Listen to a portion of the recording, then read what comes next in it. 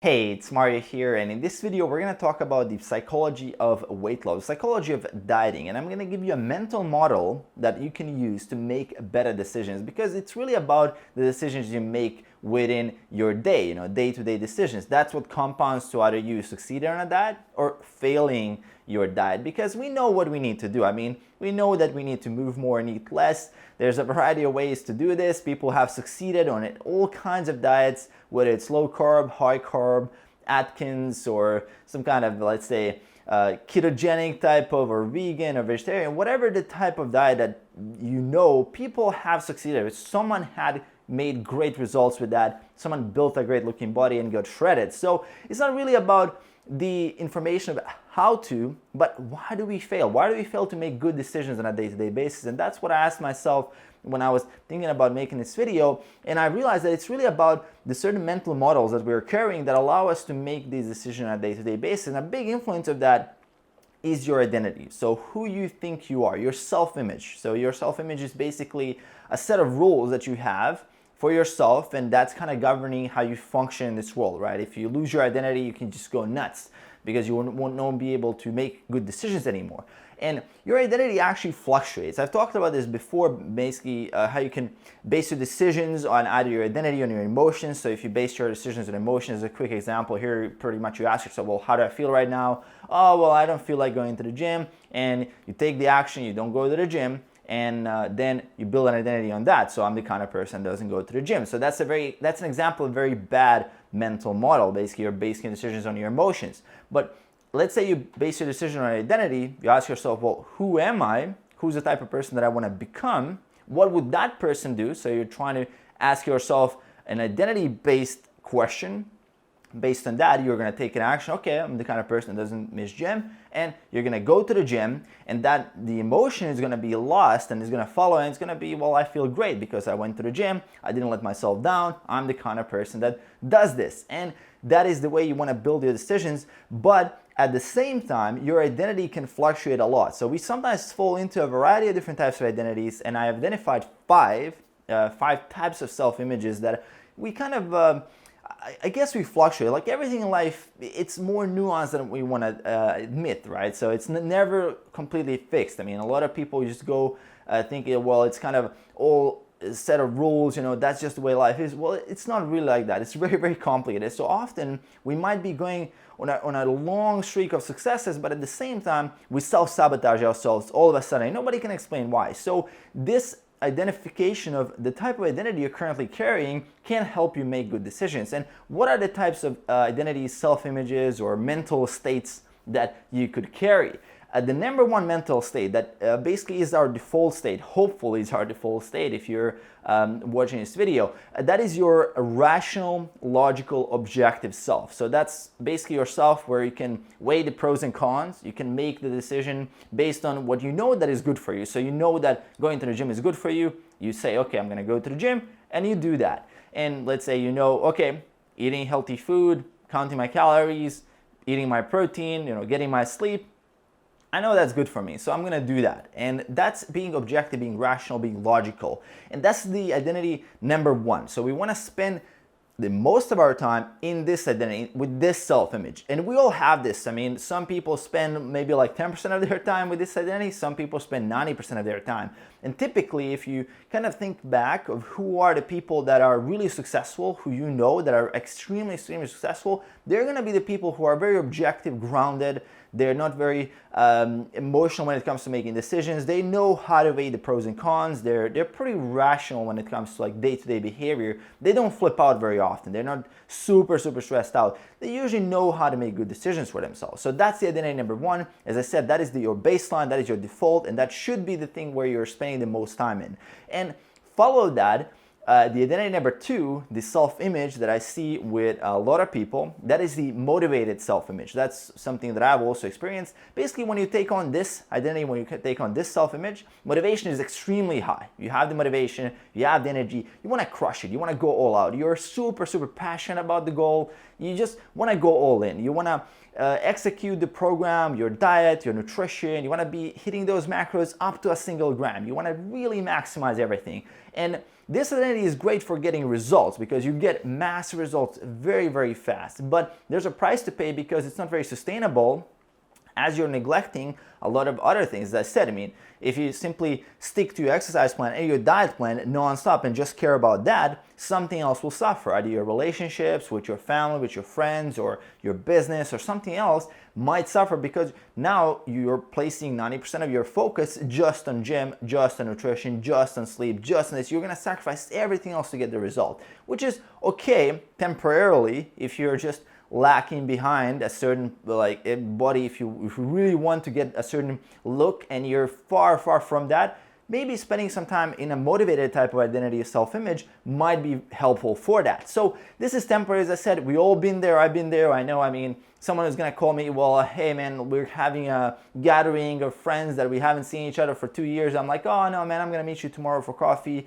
I already had all my food for today. I can't go out with you guys because I know you're gonna eat and you're gonna force me to eat and I can't, or I can't come out have a drink with you. I can't do this, I can't do that, right? So at that point, you're sacrificing everything else to achieve your goal. And I've been there, I've done that. I mean, we can argue pros and cons, but we want to look at it objectively. It just happens. It is a self-image that we all go through.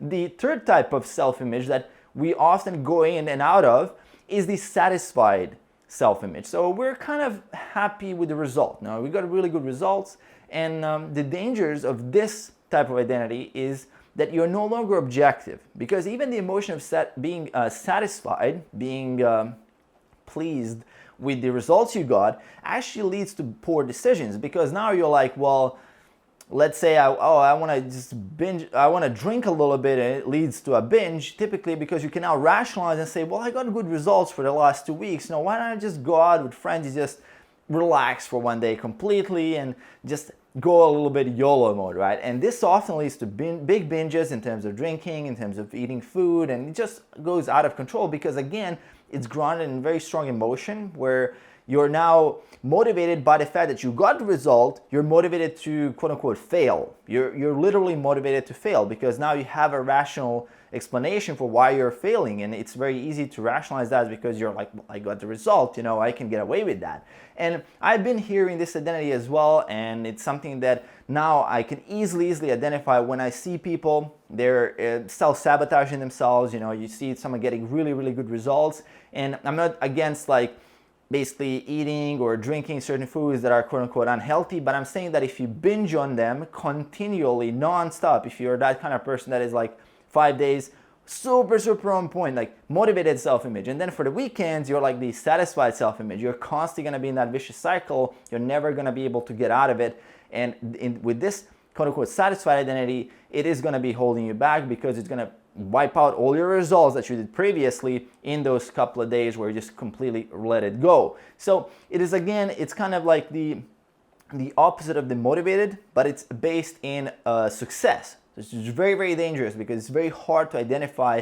and it's very hard to deal with because you're successful. You know, you can't tell yourself, well, I haven't done good, so I have to do this. No, you know, now you're actually successful, but you still fail. So it's kind of going in on motivated and satisfied, in fluctuating between the two. And the fourth one that is very common one is the identity, the state, and the self-image of like, okay, I'm a failure or I'm disappointed. This is often when you're either not getting results or you're not aware of getting results. So, and you feel hopeless. In this self-image, you're rationalizing your failure because you're not taking responsibility for the things that you're doing. So in this identity, the identity number 4, you're like, well, it's not my fault, you know, I just binge eat, I just binge drink, it's not my fault, you know, it's someone else's fault. There's nothing I can do, you know, you're just giving away your power. And this is a very common one that often leads to people quitting their diet and quitting their whole fitness journey because they simply don't put in the effort to find the solution. They're thinking, well, if I fail a little bit, gone, you know, my whole journey is just completely destroyed. Well, in reality, there's no such thing as failure, right? I mean, when you think you're not getting results, when you think you're actually failing, you're learning a lot. So there's been studies on this, there's been research studies on this, that people actually shown that they make a lot more progress when they're actually failing than when they're quote unquote practicing, but they're making the practice very successful. So because if you're successful with practice, you're not really learning much, right? So You want to identify this pattern with yourself. If you feel like, well, I'm just rationalizing my failure, you want to identify this pattern and realize, well, I'm just not looking for the solution. I'm trying to blame an external circumstance or something else that is completely outside of my control. And the failure identity is something that usually stems from not being aware that you're actually getting results. I mean, some people are just complaining, will say like, oh man, it's like my genetics is holding me back from losing weight, my genetics is holding me back from building muscle, or oh, I haven't built any muscle, but in reality they might have gained a couple of pounds in a few months, but they haven't even measured. So they think like, well, it's not for me, rather than thinking, well, the thing that I'm doing right now might not be the best thing for me, but that doesn't mean that the whole idea of building a great looking body or dieting down or losing weight is not for me. That is not what it means. And the final fifth type of self-image, the identity that I think that most people who have never really embarked on a journey of fitness or a journey of improving themselves, is the passive self-image. The passive self-image is the kind of self-image where you're basically motivated, but at the same time you're not taking action. That's what I call it. Like, you have the motivation, you know what you need to do, you have that emotion, but you don't act on it. And then if you don't act on it immediately, it kind of dies out. It's the state where you tell yourself, well, I'm okay. You know, if you just ask someone who's extremely overweight, who has issues with losing weight, and they know, I mean, logically they would know that they need to lose weight, but if you ask them, how are you feeling, they're gonna say, well, it's okay, you know, it's okay, I'm fine, you know, it's okay.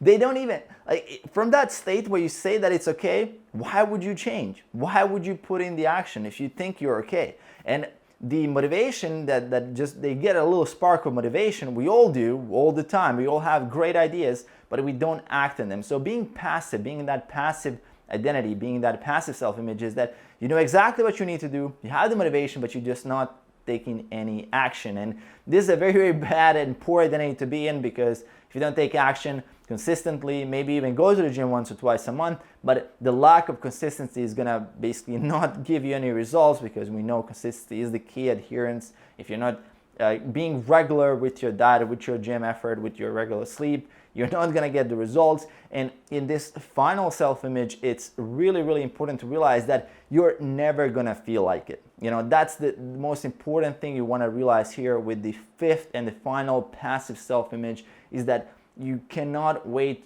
to feel like it, because you're never gonna feel like it. That's one thing you have to realize. Like, that's one thing that you have to kind of realize in life, that you're never gonna feel like it.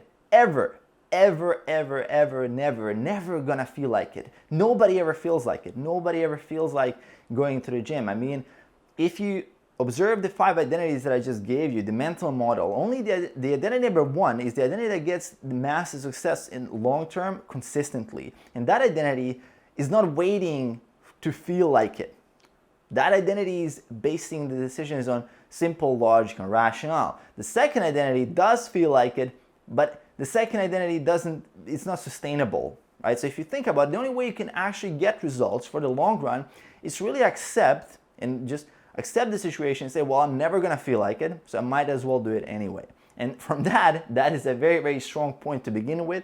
And from there, you're gonna be able to make great, great decisions for yourself, and you're gonna be able to succeed on this journey. So the mental model I just gave you, it might sound a little bit more complicated, but again, the 5 mental states, the identities, the self-images, they're gonna be in the description below, summarized for you if you wanna look into that. And you're gonna be able to identify them, and that's the first step. So first off, you wanna learn how to identify them. You wanna identify which mental model are you in. And then the number 2 step is try to imagine yourself when you're faced with a decision where you're not sure what to do. Try to imagine yourself, what would my identity number 1 do? What would my rational self do? What would my objective self do? And you're gonna be able to make great, great decisions, because who is the identity number 1? Who is the objective identity? But that's the best version of yourself. You simply imagine, what would the best version of myself, who is completely rational, logical, do in this exact moment, faced with this situation, with these variables that I currently know. And when you master this, when you master number 1, self-awareness, to be able to identify which identity you're currently in, and number 2, being able to switch back to the identity number 1, you're gonna be ultimately able to make the best decisions for yourself in the long run, in the most consistent way, 95% of the time. I've been through all of these. I've been there, and I've identified this with myself, with my clients, with more than 100 people that I worked with. This is the key to making great decisions, and that is what the psychology of not just weight loss, but in general of success really comes down to, is making those small day-to-day decisions and making them in a way that they're moving you one step forward. So one tiny little bit forward, just 1%. It doesn't have to be a huge thing, just a little bit, and it will compound over the course of a year into great success. So I hope you guys enjoyed a little bit of more psychology here, a little bit different than my usual, like how to diet, count calories, macros, hit it in the gym, this amount of reps and sets, rest time. It's not just about that. It's not just about getting a six-pack. Even if you get a six-pack, if you haven't mastered this, you won't be able to keep it. It doesn't matter if you have right now how well your physique is developed and this is a mental model that you have to be able to identify at least. You don't have to use it. I mean, I'm not saying it's perfect, but you have to be able to understand this and how it's influencing your life, because that will lead not just to success in fitness. Fitness is just one area of your life, but other areas of your life are extremely, extremely important as well. And you can use this to make better decisions for yourself. So hope you guys enjoyed. Let me know in the comments below, which of these 5 identities do you find yourself spending the most time in? Are you spending the most time in being super, super motivated and going all out and want to crush it, and at the same time going back into that satisfied, oh, I'm cool, I did some good stuff, let me just take a break, let me just cheat day, cheat meal, and all these things? Or are you more like, I'm being very objective, rational, I'm hitting it hard, I know what I'm doing, I know this is a good decision for me, and I can make it on a day-to-day basis? So let me know in the comments below. Aside from that, make sure to hit that subscribe button below to support the channel, and I'll see you guys in the next one. Peace.